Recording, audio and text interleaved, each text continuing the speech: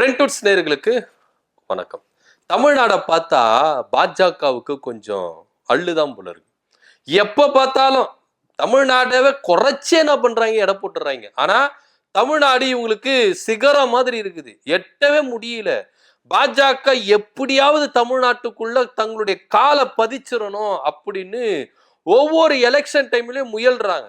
ஆனா முயற்சிகள் எல்லாமே தோத்துதான் போறாங்க, சோர்ந்து போயிடுறாங்க. இவங்களுக்கு தமிழ்நாடு டார்கெட் பண்ணணும். தமிழ்நாடு எங்கெல்லாம் போய் டேமேஜ் பண்ணணுமோ அந்த அளவுக்கு டேமேஜ் பண்ணுவாங்க. இவ்வளவு ஏன் 2024 நாடாளுமன்ற தேர்தல்ல வட மாநிலங்கள்ல பிரச்சாரங்களை மேற்கொள்ளும் பொழுது தமிழ்நாடு அந்த அளவுக்கு தூக்கி போட்டு மிதிச்சாங்க. இதுவே இங்க எலெக்ஷனுக்கு இங்க பிரச்சாரம் வரும்போது தமிழை தூக்கி தலையில வச்சு ஆடுனாங்க. திருக்குறள் வாசிக்கிறது என்ன, தமிழை எப்படி இனிமையா பேசுறது என்ன, தமிழுக்கு பெருமை சேர்க்கிறது என்ன, அப்படி இப்படின்னு இது பண்ணாங்க. ஒடிசா எலெக்ஷன்ல தமிழ்நாடு திருடர்கள் அப்படின்னு சொல்லிட்டாங்க. ஏன்னா தமிழ்நாட்டில் இருக்கிற அதிகாரி இங்க இருக்கிற பூரி ஜெகநாதனுடைய கோயில் சாவியை வச்சுட்டு இருக்காரு, திடீர்னு இருக்காங்க, இப்படி எல்லாம் ப்ரொடெக்ட் பண்ணாங்க. இதே அமித்ஷா அவர்களோ மோடி அவர்களோ பேசுனதுதான். இன்னைக்கு பீகார்ல எலெக்ஷன் அப்படின்னு உடனே இவங்களுக்கு தாக்குறதுக்கு எதனா ஒண்ணு வேணும்ல, அதுக்கு ஆயுதமா எடுத்திருக்கிறது தமிழ்நாடு. தமிழ்நாடு பீகார்ல இங்க இருந்து போறாங்களே, தமிழ்நாட்டுல போயிட்டு வேலை செய்யறாங்கள, பீகார்ல இருக்கிறவங்க எல்லாரையும் பாதிப்புக்குள்ளாக்குறாங்க. அவங்கள வன்முறையை உண்டு பண்ணி அவங்கள என்ன பண்றாங்க, அடிக்கிறாங்க அப்படின்னு சொல்லிட்டு ஏகப்பட்ட குற்றச்சாட்டை தமிழ்நாட்டு மேல வைக்கிறாரு. என்னதான்ப்பா உங்களுக்கு தமிழ்நாட்டுக்கும் அப்படி ஆக மாட்டேங்குது? எதுக்கு இந்த மாதிரி ஒரு பொய் பிரச்சாரம்? அண்டக புழு ஆகாச புழுவா புழுகிறாரு நம்மளுடைய பிரதமர் மோடி அவர்கள்.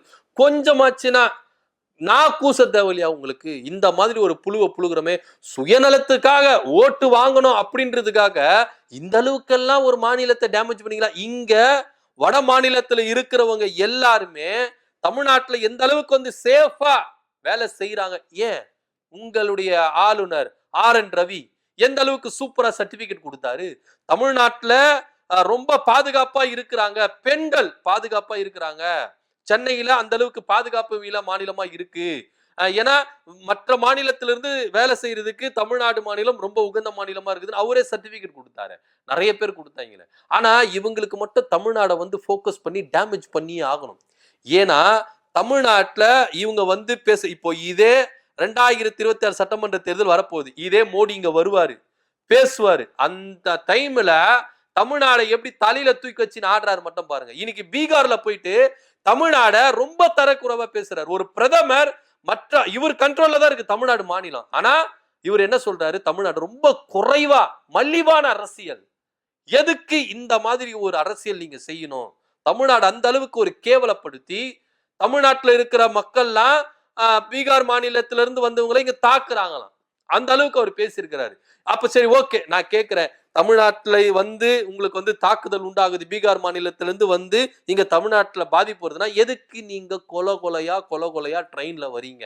அங்கேயே ஸ்டாப் பண்ண வேண்டியதானே?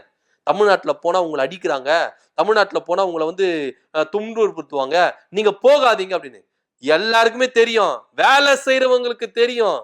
இங்க வேலை செய்யறாங்கல்ல, அவங்களுக்கு தெரியும் தமிழ்நாடு எந்த அளவுக்கு சேஃபான மாநிலம், நம்மளுக்கு எந்த அளவுக்கு ப்ரொடெக்ட் கொடுத்துருக்கு, நம்மளுக்கு எந்த அளவுக்கு ஃப்ரீடம் கொடுத்துருக்கு அப்படின்னு.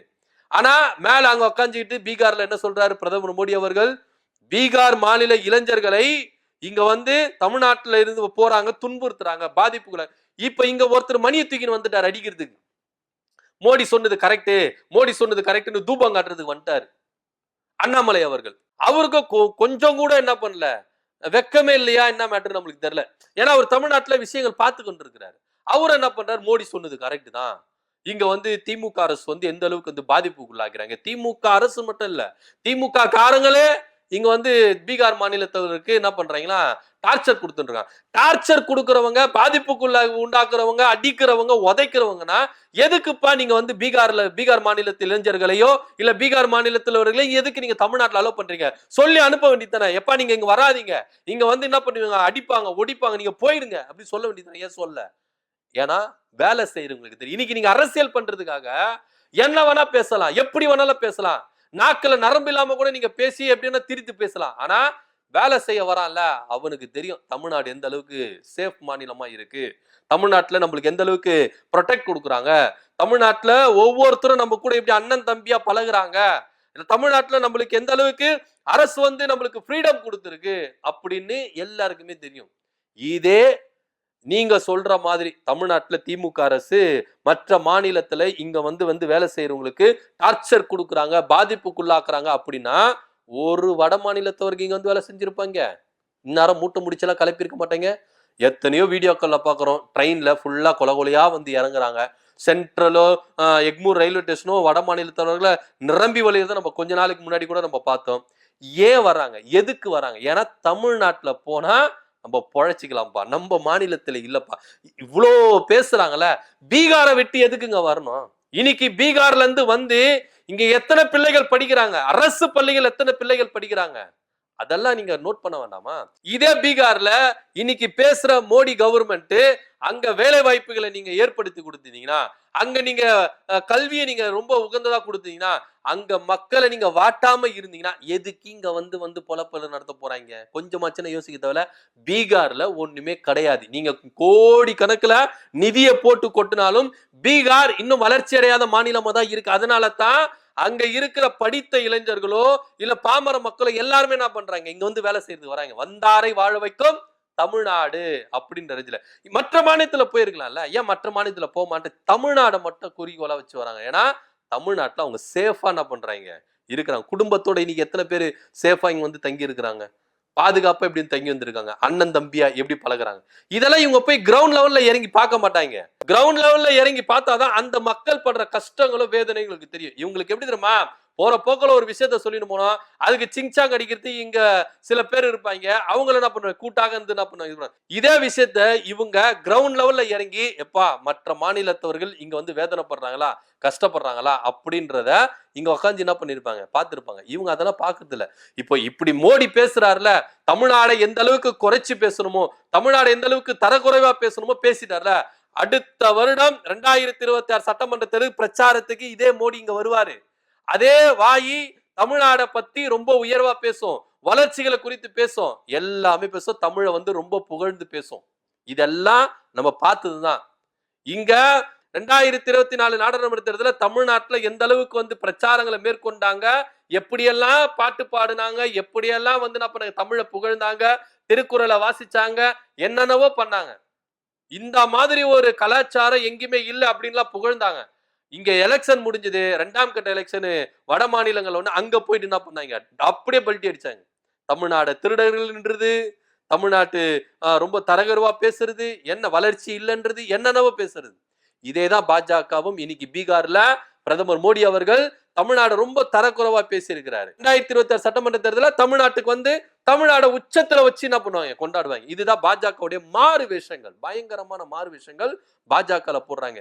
தமிழ்நாட்டை விட்டு வெளியே போனா தமிழ்நாடு வந்து துரோகி, தமிழ்நாடு வந்து ரொம்ப கேவலமானது, தமிழ்நாடு ஆபத்தானது அப்படின்னு சொல்லுவாங்க. தமிழ்நாட்டுக்கு உள்ள வந்துட்டா தமிழ்நாடு ரொம்ப பாதுகாப்பு, தமிழ்நாடுடைய கலாச்சாரம் அப்படி இருக்கு, தமிழுடைய மொழி பாரம்பரியம் அப்படி இருக்கு, அப்படி இப்படி என்ன பண்ணுவாங்க? வாகை சூடுவாங்க. இதுதான் பாஜகவுடைய நிலைப்பாடா இருக்கு.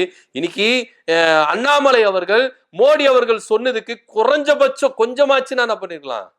தன்னுடைய விமர்சனங்களை முன்வைத்திருக்கலாம். ஆனா என்ன சொல்றாரு? அவருக்கு ஒத்து உதுற மாதிரி, ஆமா மோடி சொல்றது கரெக்ட் அப்படின்னு. அப்ப நீங்க தமிழ்நாட்டு மக்களை எப்படி நீங்க அவங்க கிட்ட ஓட்டு வாங்குவீங்க?